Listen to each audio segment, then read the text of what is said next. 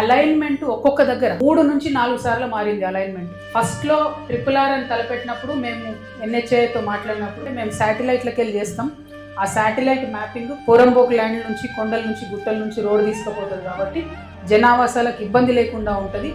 ఇదే బైబుల్, ఇదే ఖురాను, ఇదే భగవద్గీత మేము ఒక్కసారి శాటిలైట్లకి వెళ్ళి మ్యాప్ గీసినామంటే దీన్ని మార్చేటోళ్ళు లేరని వాళ్ళు చెప్పిరన్నారు. మరి తీరా చూస్తే ఒక్కొక్క దగ్గర 2 times, 3 times, 4 times అలైన్మెంట్ మారినటువంటి పరిస్థితి ఉన్నది. ఇది కేవలం నాయకుల అవినీతి కోసం మాత్రమే ఈ అలైన్మెంట్ మారింది అనేటటువంటి స్పష్టంగా తెలుస్తుంది. 8 జిల్లాలలో తెలంగాణలలో ఇన్ఫ్లుయెన్స్ చేసే ఈ రింగ్ రోడ్డు ప్రతి జిల్లాలో అదే పరిస్థితి. మేము మెదక్ పోయినాము, అక్కడ పెద్దవాళ్ళ కోసం పేదవాళ్ళ అమ్ములు పోయేటట్టుగా అలైన్మెంట్ మార్చి, మహబూబ్ నగర్ పోయినాం, అక్కడ సేమ్ పరిస్థితి. భువనగిరి వచ్చినాం, ఇక్కడ ఇదే పరిస్థితి.